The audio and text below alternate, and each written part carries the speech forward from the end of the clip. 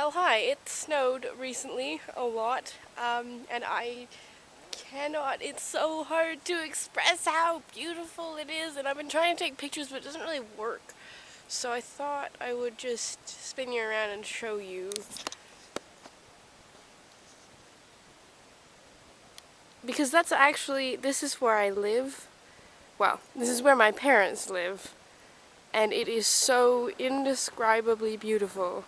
I'm thinking that snowshoe should really be an onomatopoeic verb, like galump, except it would go snowshoe, snowshoe, snowshoe, because that's kind of what it sounds like.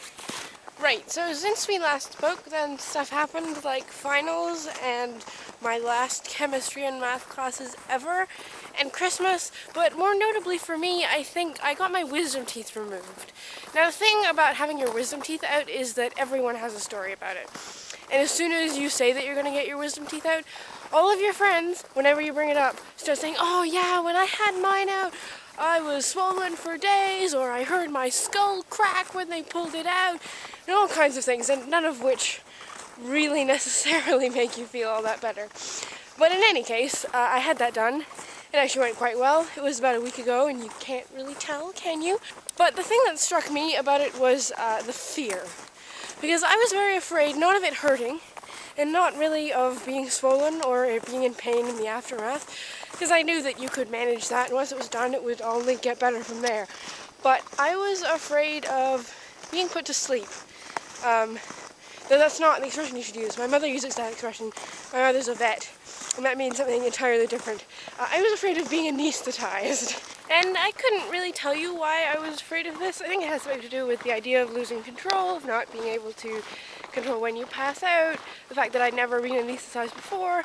I was pretty scared though, but in the end, the thing that I took away from it that was perhaps the most scary was how afraid I was. The fear itself was frightening, because I knew that it would be okay, and I knew that it wasn't going to hurt, but I got myself really worked up and freaked out when they were going to try and anesthetize me, and that was very scary, just to see how freaked out I got and how little I could control myself.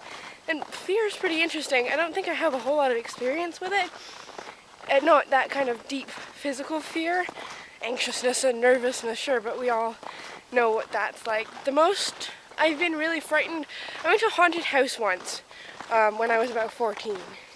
And I was physically afraid. And that's sort of the only time I can really remember, apart from last week when they had me in the dentist chair. So that's my wisdom teeth story that I now have. It feels like I've undergone a rite of passage into adulthood, the losing of my wisdom. Har har. Mostly I just wanted to show you how amazingly beautiful and snowy it is. It's incredible.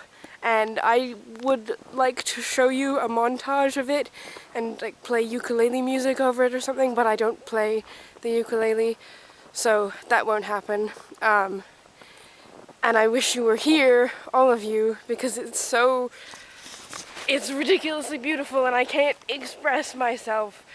And I just, The amount of snow on all the trees, it's amazing because it hasn't really blown off, and it snowed a week ago and then it snowed a lot yesterday, but it's still all stuck to the trees, which isn't very usual, and it makes everything look, well, it makes over here kind of look like a cathedral because of the way that the trees are curved over the path, but it just makes everything look like Narnia.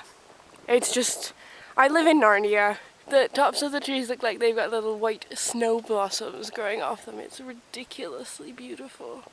I just want to express my appreciation for the beauty in all caps and flailing. I'm sorry, it's a little bit aggressive, but I just love the world.